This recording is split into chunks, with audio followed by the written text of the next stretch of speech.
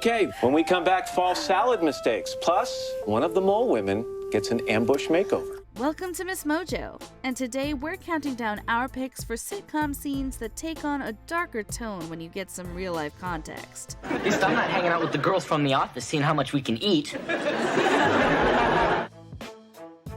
Number 10, the Robin Williams comment, Community. When Abed's strange behavior becomes stranger than usual, his fellow community college students gather to stage a psychiatric intervention. If Abed's sick, then we're all sick. Yeah. You can't determine a person's sanity from a few amusing stories. Exactly. I mean, if anything, Abed's more sane than any of us. Yeah. Well. To explain the change, Troy compares Abed to actor Robin Williams in his later years. You have to understand about Abed. He's usually, adorable weird, like Mork from Mork. But since we got expelled, he's been creepy weird, like present-day Robin Williams. At the time, it was just a cheap joke. But now that we know Williams was privately experiencing mental health struggles and dealing with a diagnosis of Lewy body dementia, the whole thing leaves a bad taste in our mouths. Another drug they don't tell you is a drug. It's a class 4 narcotic, alcohol. And the only warning they have on a bottle of alcohol is don't drink this if you're pregnant. Bullshit, that's how you got pregnant, number one. Williams would take his own life just a couple of years later, making the line one we're sure the writers wish they could take back. Number 9, She Who Remains, The Golden Girls. Seeing that it's a show about a group of women facing their golden years, topics like old age and death are often tackled in episodes. This means that viewers watching at the time also had to confront the morality of the performers. And maybe it may not be too long until we're elderly ourselves. In this scene, the four make a pact to stay together as they age, and Rose asks what will happen when only one of them is left. But what a comforting thought, knowing you'll never be alone. And listen, what the hell if we do have to go to a nursing home? Let's all go together. But what happens when there's only one of us left? It's horribly eerie how life imitates art here, given that actress Betty White would go on to outlive her 3 co-stars by over a decade. It casts a rather disturbing shadow over a touching moment that's hard to ignore upon rewatch. Don't worry, I can take care of myself. Number 8, Sam's eating habits, Sam and Cat. Sam Puckett's eating habits became a running joke on iCarly and then followed the character over to her spin-off series Sam and Cat. Let me just eat one more meatball. You said that 3 meatballs ago. I have a problem. In her memoir titled I'm Glad My Mom Died, Jeanette McCurdy revealed that Sam's constant gorging on food had a profound psychological effect on her. You promise me you're eating a healthy breakfast? Super healthy, just eating some fresh fruit. As someone who was struggling with disordered eating, McCurdy dreaded filming the scenes, as they gnawed at her own insecurities. Although she looks back on the scenes without anger, it definitely makes them harder to revisit for the rest of us. Then again, with all the revelations revolving around the network, many of the series in their entirety are now difficult to reckon with. I'm sorry.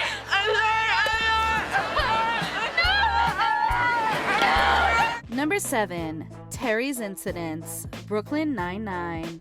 Lovable Sergeant Terry Jeffords spends the beginning of the show relegated to desk duty, and that's with good reason. I'd like you to accompany me to a gun range. You mean drive you there and wait outside, far away from the guns? His anxiety about the dangers of his job left him unable to cope in the field, and in the 5th episode, we get a few gag cutaways showing just how quick he was to pull the trigger when scared. I haven't fired a weapon since the incident.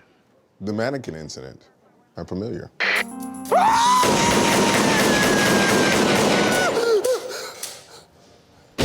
In the show, Terry only shoots at inanimate objects, but the parallel to real-life reported incidents of excessive force by police since the episode's release makes this segment a jolting experience to watch over a decade on. You're too good a cop to be shackled to a desk. Now, you only have one hit until you get recertified. So, deep breath, take the final shot. Number 6, Matt Lauer's comment, Unbreakable Kimmy Schmidt. Tina Fey's whimsical comedy about a woman who broke free of a kidnapper's basement after years of imprisonment has a bit of a retrospective jump scare in its first episode. Cindy, you were the first young woman forced into this cult. Kimmy Schmidt appears alongside other kidnapped women, who are all interviewed by today's Matt Lauer. A comment he made would take on a twisted irony down the line. Tonight, the breaking news here at NBC News. Matt Lauer fired after a complaint about inappropriate sexual behavior. 2 years after the episode aired, Lauer was accused of several instances of inappropriate and sexual misconduct in the workplace, and was subsequently fired. Instead of his character sympathizing with the victims, it now appears he knows exactly the thing to exploit. I'm always amazed at what women will do because they're afraid of being rude. Number 5. Expectant Mother, I Dream of Jeannie. Most classic sitcoms' humor is based on some seemingly innocuous misunderstandings, but this episode, I Dream of Jeannie, hits way differently when you know what was really going on behind the scenes. In season 5, Jeannie is mistakenly believed to be pregnant. Roger, I don't want to disappoint you, but we're not having a baby. You're not? All the characters excitedly discuss Jeannie becoming a mother, only to find out it's a huge misunderstanding. It can't have been an easy performance for the show's star. Oh, Major, congratulations! We just found out. I think it's wonderful. Mrs. Bellows, I don't call me Mrs. Bellows. Call me Auntie Amanda. Oh, I just love the sound of that. Barbara Eden suffered the loss of a pregnancy around the time the episode came out. It makes the several times the characters have to break the news that her on-screen persona is not actually pregnant take on an almost haunting tone. Jeannie, you look marvelous. Positively radiant. Well, I do. Number 4. Mean Jokes, Growing Pains. Just like real life, siblings on sitcoms often trade barbs back and forth. One running theme of the show's dialogue was insults about Carol Seaver's weight. Sorry, Mom, no time. I got tons of work to do in my place. And believe me, you guys will not be disappointed.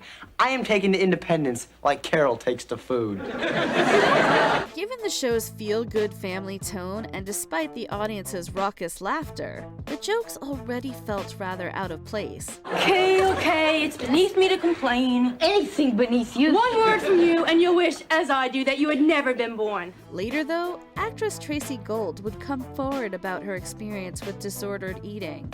At one point, producers had even ordered her to lose weight, all the while handing her scripts that contained jab after jab at her character's frame. Producers had called you and said, you need to lose some weight. And then they said, I need to lose weight. So I went on a diet, and I didn't really think too much of it. I'm like, I'll just go on a diet, be done with it, lose the weight, and it'll be fine. It really makes an already tired brand of humor seem crueler. Number 3. The Truth About Finn's Dad, Glee. The quarterback episode will always be a hard watch, not just because of actor Corey Monteith's real-life death, but also for the tragically prescient song Naya Rivera performs years before her own premature death. Fine, die young, bury me in satin, lay me down on a bed of roses. The third season episode titled Yes, No also hits hard. In it, Finn learns that his father was not a war hero who died in combat as his mother told him. Well, my dad was a war hero. I have an obligation to him to be a good man, to make something of myself, to help people like he did. He was dishonorably discharged and later passed away due to an overdose. While the content itself is horribly sad, the character's circumstances mirroring the end of Monteith's own life is devastating and chilling. But then he would just disappear for a day or a week sometime. One day he just didn't come back. It was an overdose. Number 2. All the Foot Stuff, various Nickelodeon shows. The 2024 documentary and Nickelodeon expose Quiet on Set brought to light the rumors that had dogged some of these childhood classics for years. In. Out. In. Executive producer Dan Schneider's warped sense of humor was the focus of much of the documentary.